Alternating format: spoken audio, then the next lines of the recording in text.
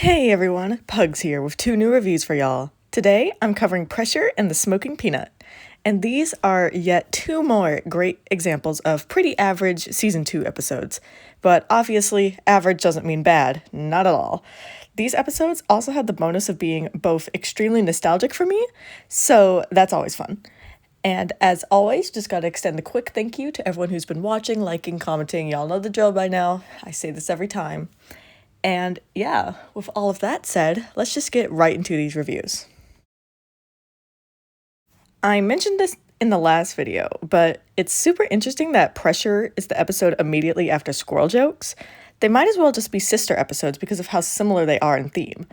I'd say that I also like this episode about the same as Squirrel Jokes, too, though it does have an extra air of nostalgia to it compared to that episode. So let's just get into it. Pressure starts slow, but not in a bad way. Watching Sandy and SpongeBob watch the clouds makes me feel just as relaxed as them, and I love the little joke about how all the clouds look like flowers. Their subsequent race after this helps set up the episode very well, and it has the added bonus of being extremely entertaining. It also reminds me of Employee of the Month for probably obvious reasons. I like seeing Sandy and SpongeBob hang out because, unlike other friendships in the show, this one feels like developed because of tea at the Treedom rather than like already existing, like the one between SpongeBob and Patrick. Another thing I appreciate about this sequence and the rest of the episode as a whole is that it mostly never goes too far, except for one time, which I'll get to, with the jokes hounding on land and sea creatures. The racing segments are entertaining, as is the next scene at the Krusty Krab. And speaking of the Krusty Krab, another thing I like about this episode is that it involves everyone pretty quickly, giving that feeling that I love that all of this is just like one big friend group, even if Sandy is pretty clearly an outsider in this episode. Though, by the end of this, I think she's been pretty ingratiated. We need more episodes like this that make it clear that everyone knows each other. It's that sitcom feeling that I was talking about before. I also like that even though it's SpongeBob, Patrick, Squidward, and Mr. Krabs all quote-unquote against Sandy, the character dynamics we're used to are still intact. Like, I'm thinking of when Squidward rejects SpongeBob's high five, for example. It's also fun to see SpongeBob almost acting like a mean girl here. It suits his character in such a weird way. Though obviously this is not something that can be done very often, or else it would start to hurt his nice personality. Alright, so I suppose I'll go ahead and cover that moment that I mentioned earlier where the jokes possibly go too far. I'm referring to the moment when Sandy takes off her helmet. Like, I don't know, this moment just never sat right with me, even as a kid. Like, why was no one concerned about Sandy suffocating? And not even that, but like they understand the possibility of her suffocating and drowning and are actively anticipating it. I know that this is a kid's show and no one actually dies, but it felt a bit too mean-spirited to have the quartet laughing and just waiting for Sandy to need air. I don't know, just felt a little weird. Thankfully, physics doesn't work in this show, and Sandy was able to get air from a pickle jar, so don't think too deeply about that, and also don't think too deeply about this joke. I think I'm definitely overthinking it, but it is still a weird vibe that I got, so I'm gonna talk about it. Moving back on to things I enjoy, though. I liked the last act of the episode. Seeing the tables turn on the sea creatures is extremely satisfying after watching Sandy almost drown, and I think it's hilarious that they're all super scared of going on the surface. I loved the different ways they jumped or ran up to the surface too, like Patrick's reverse cannonball, like that was super fun. And then the land scene is legitimately the blueprint, okay? The use of puppets in the land segment is absolutely amazing, and I just really love the whole scene, especially once Sandy saves them. And as for the resolution of the episode, I thought the ending was a good note to end things on. I like that Squidward was upside down the whole time. That was just a fun little detail. And this ending is very wholesome, while it does have some comedy from Mr. Krabs and, you know, the brutalized birds. And as you can see, I'm going to get on my soapbox again for a moment, okay? And the reason I'm getting on this soapbox is because I think this episode is far less focused than Squirrel Jokes when it comes to its message. Pressure is a little confused as to whether it's about racism or xenophobia or just superiority complexes in general. Because the beginning of this episode, right, like SpongeBob and Sandy are arguing land versus sea, these broad generalizations based on place of origin, and that's giving racism lesson. But then the end of the episode highlights breaking down superiority complexes with that whole everyone's good at something but no one's good at everything line. Now, obviously, superiority complex lessons and racism lessons can go hand in hand. But this is also an issue to me because I don't believe this episode really works as a racism plot for the same reason that movies like Zootopia fail at the same thing. I'll link an article or two about why movies like Zootopia don't work if you're curious about that, because Zootopia is a much, much worse race allegory than this episode would be if it had fully leaned into that. I have many thoughts, but I'm not going to explain them here. But anyway, to focus on pressure, because SpongeBob and Sandy are quite literally different species, they physically are better at certain things and vice versa.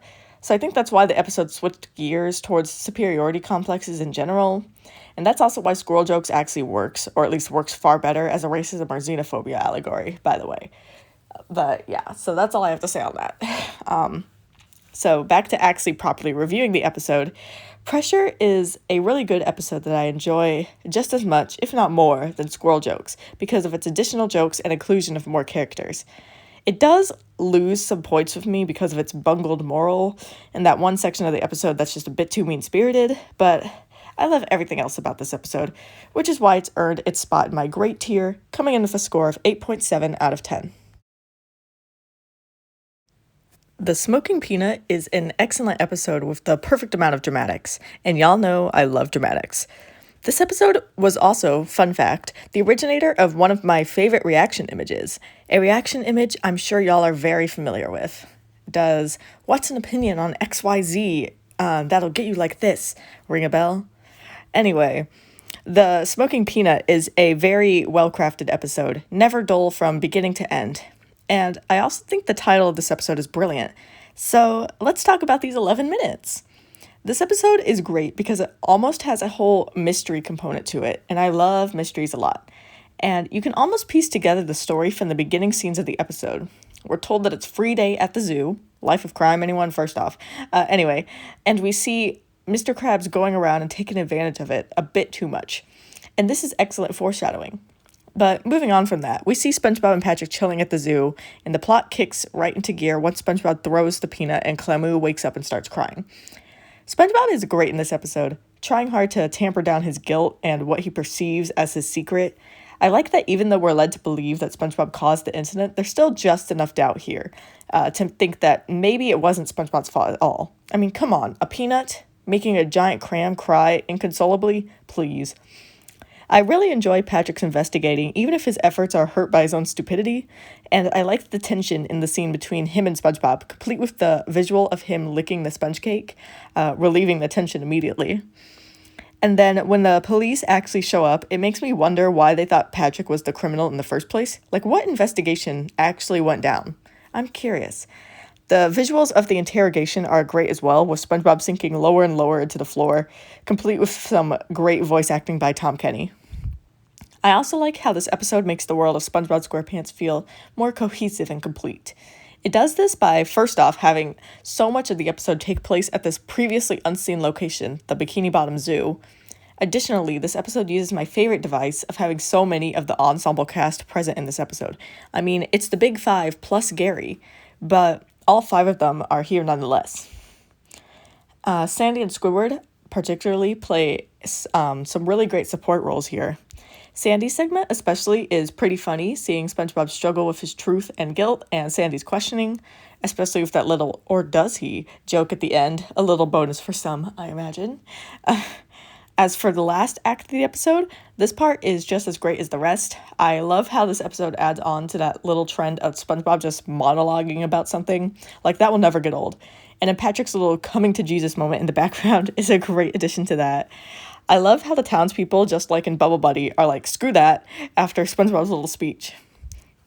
Once the real culprit is revealed to be Mr. Krabs, it makes perfect sense and resolves what we'd seen earlier in the episode. So I'd say that's some pretty tight writing.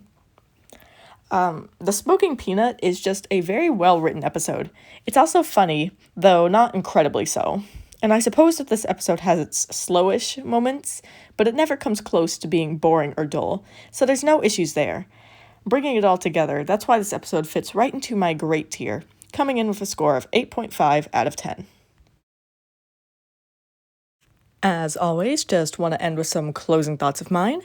And, now that I'm thinking about it, like thinking of the part I just finished with the smoking peanut, I think that, like, these older episodes had the townspeople be jerks in much more entertaining ways than, like, certain other episodes do.